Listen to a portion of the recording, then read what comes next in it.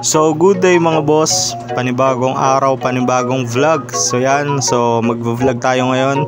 So nandito nga pala tayo sa beta shop ko, no. So Young on Earth nga pala, Red Phoenix beta shop. So yan, nasa screen. And then ito nga pala guys, magpapadala tayo ng mga beta ngayon. Yan, katatapos lang natin mag TikTok live. So ito yung pa-order natin ngayong tanghali. Yan, tsaka itong pares ng Dumbo Ear natin, yan, nabili, ipapadala natin sila ngayon. So yan, grabe bubbleness mga boss, kondisyon na kondisyon. So yan, so ang benta nga pala natin sa mga beta natin is 100 each. So yan, so habol na kayo hanggat meron pang tagi 100, no. So karamihan dito 100 talaga. So yan, yung mga beta natin. So yung mga Dumbo Ear natin mga boss is going 3 months na, magti 3 months na sila.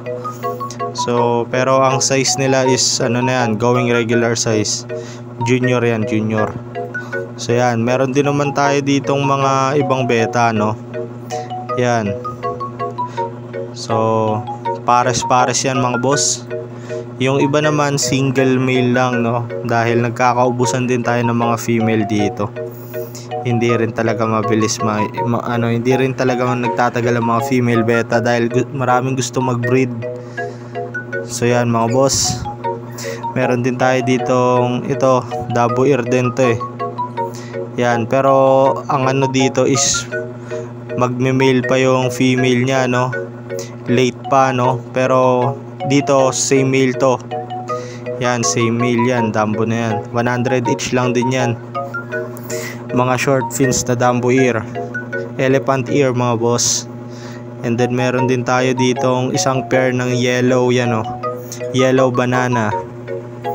Yan, pero maliit pa yung sukat ni female. Palakihin pa sila pareho, no. So yan, pero maganda yan pang materialis nyo. Yan 100 isa lang mga boss. All goods na yan, bahala na kayo magpalaki dyan. So yan, PPM nyo na lang ako sa page pag may matipuan kayo. Ito meron tayo kaso wala tayo female yan. Ito Dumbo Ear ulit mga boss. Yan, kaso wala tayong female na ito na ganyang kulay, no. And then ito mga breeder size mga boss. Yan, tagi 100 lang din. Mga breeder size na mga beta. Yan, straight yan. Ito neon. Yan medyo hindi maganda yung langoy niya mga boss, nakadepende kasi sa tubig, no. So yan, yung mga boss, yung iba natin mga beta, lahat yan tagi 100 lang. Yan tagwa 100 each. So yan mga boss, meron din tayo dito iba pang mga display.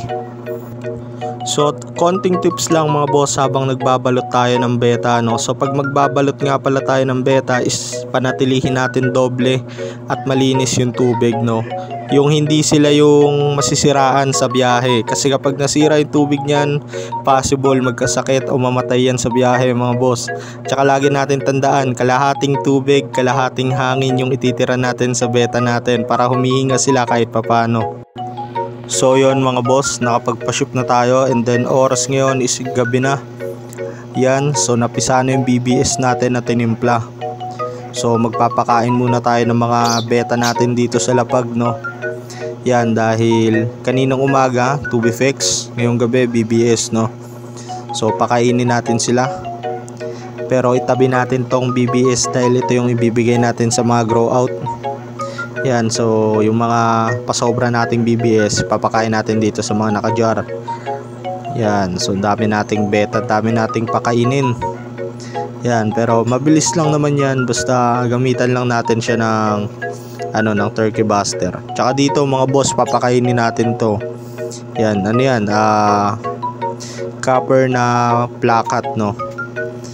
Yan, so magpakain muna tayo mga boss. Ito nga pala yung bibigay natin mga boss dahil meron pa yan sa ilalim. Yan, gamitin lang natin tong turkey buster natin para masaipon. And then ipapatak lang natin to dito isa-isa. Yan, pagpasensyahan nyo yan, medyo maano yung ilaw natin ngayon dahil naka-flash yung camera. So So ganyan lang tayo magpakain, sakto lang para hindi masobrahan. Yan, so BBS lang mga boss. So tamang ano lang tayo dito. Mas maganda di tayo nagmimintis ng pakain sa kanila. Yan, para mas mabilis sila lumaki. Itong mga bote nga pala guys, yung lahat ng beta natin dito, hindi ko sila totally bilang. Pero yung mga bote natin is ano pa, natatansya ko pa kung ilan, no.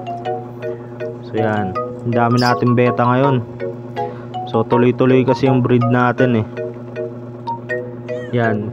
Pero sa ngayon is karamihan is mga kakaangat lang natin, no. Hindi pa ready for out. Mag-aantay pa tayo ng 1 buwan. So kaya sa may mga breeder size pa tayo, ayun muna yung mga i-out natin sa inyo. So yan. So dito nga pala nilalagyan ko lang sila dito ng talisay leaves para kahit papano lumabas yung kulay nila. And then naaarawan din kasi to guys pag bukas yung gate. Kaya mas gusto ko sila dito ilagay. Mas nagiging healthy lalo yung tubig nila. Yan, tsaka namomonitor ko. Yun. Meron pa ba tayong di napakain? So yan sila mga boss, oh. Nanginginain na sila mga boss. Yan. So ang strain nga na nandito is ano, yellow banana, copper, karamihan neon, and then mga multicolor. So kaso hindi pa nagkukulay yung mga multi natin eh. And then may ilan pa tayong Dumbo Ear tsaka Hellboy.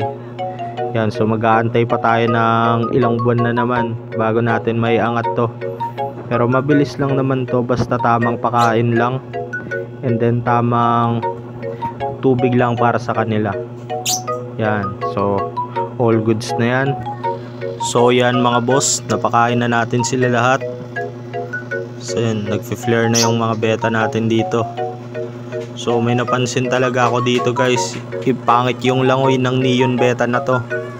Yan, so pag ganyan yung langoy niya guys, yung hindi maintindihan, and then parang tumitiklop na, palitan nyo na yung tubig niyan dahil di magtatagal, tatamaan na ng sakit yan. So pag winater change nyo yung mga ganyan tubig, no, so mas maganda dahil babalik siya sa ano, sa normal. Isa rin kasi sa dahilan ng pagsakit ng beta tsaka pagkamatay yung tubig, no. So ito nga pala yung page ko mga boss, Red Phoenix Beta Shop. So dyan nyo ako pwede makontak. Nagsiship ako nationwide.